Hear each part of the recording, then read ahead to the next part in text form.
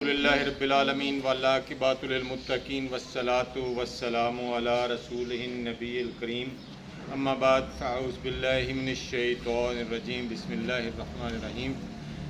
پیارے بچوں اور محترم اساتذہ اکرام، السلام علیکم ورحمۃ اللہ وبرکاتہ۔ وعلیکم السلام۔ جشن عید میلاد النبی صلی اللہ علیہ وآلہ وسلم کے سلسلے میں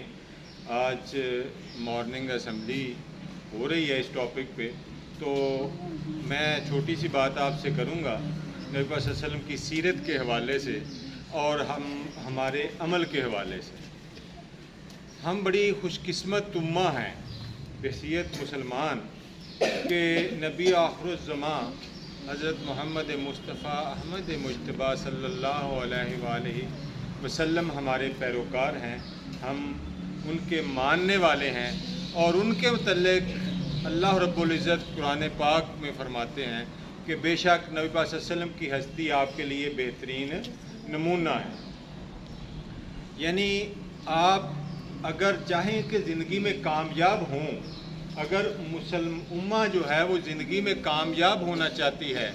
اگر کوئی انفرادی طور پر زندگی میں کامیابی چاہتا ہے، تو اس کے لیے راہ عمل کیا ہے؟ نبی پاک صلی اللہ علیہ وسلم کی زندگی، نبی پاک صلی اللہ علیہ وسلم کی حیات مبارکہ۔ آپ صلی اللہ علیہ وسلم نے اپنی بعثت میں بھی اور بعثت سے پہلے، یعنی نبی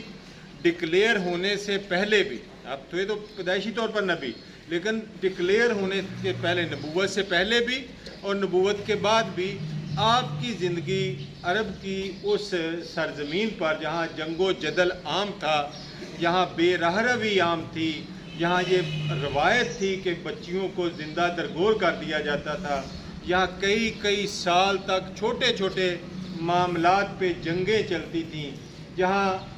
بہت ساری برائیاں جو تھیں اس معاشرے میں موجود تھیں، وہاں آپ کے نور کا ظہور جب ہوا تو اس علائش زدہ معاشرے میں بھی آپ صلی اللہ علیہ وسلم کی زندگی ایک منارہ نور تھی۔ اور بعثت کے بعد جب آپ نے نبوت کا اعلان کیا،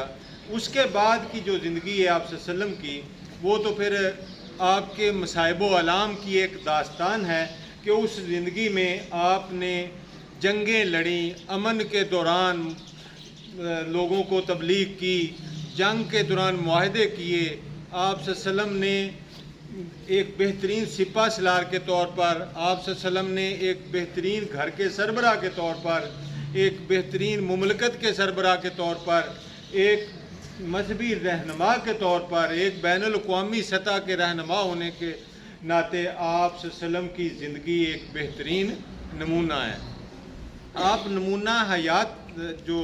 حسنات ہیں، آپ نمونہ حسنات ہر شعبہ میں ہیں۔ آج کی زندگی میں اگر ہم دیکھیں تو ہمارے لیے، آپ بچے ہیں، آپ کے لیے، ہم سب کے لیے جس لیول پر بھی آپ کی شخصیت کا انالیسس کیا جائے، آپ صلی اللہ علیہ وسلم کی شخصیت جو ہے وہ ہمارے لیے بہترین نمونہ ہے۔ آج ہماری بدقسمتی کیا ہے، اس پہ ہم ذکر کرتے ہیں کہ کیوں آج مسلمان پیچھے رہ رہا ہے۔ آج وجہ کیا ہے کہ ہمارے پاس اتنا بڑا خزانہ ہے نبی پاک صلی اللہ علیہ وسلم کی زندگی اور اللہ رب العزت کی کتاب، اس کے باوجود بھی اس وقت ہم پوری دنیا میں کیوں پسے ہوئے ہیں، زوال پذیر امت کیوں ہے اس وقت؟ اس کی صرف اور صرف وجہ یہ ہے کہ ہم بہت اچھے نعرے لگاتے ہیں، ہم عشق مصطفیٰ کی بات کرتے ہیں، ہم نبی صلی اللہ علیہ وسلم کی، اس میں کوئی شک نہیں کہ آپ صلی اللہ علیہ وسلم کی جو ہم حرمت پہ جان بھی قربان کرنے کے لیے تیار ہوتے ہیں، لیکن عملی طور پر جس چیز کو نمونہ حسنات کہا گیا تھا آپ صلی اللہ علیہ وسلم کی زندگی کو، ہم نے وہ چھوڑ دیا۔ ہم نے اپنے جو معاملات تھے دنیا کے، ہم معمولات عبادات کو بہت اچھا کرتے ہیں، نمازیں پڑھتے ہیں، روزے رکھتے ہیں، حج زکوٰۃ، تمام سارے جو احکامات ہیں اس پہ عمل کرتے ہیں، لیکن کمی کہاں ہے؟ جو ہمارے دنیاوی معاملات میں ہے۔ ہم صبح سے دیکھ لیں، گھر میں دودھ والا آتا ہے، اس نے دودھ میں پانی ملایا ہوتا ہے، پھر اس کے بعد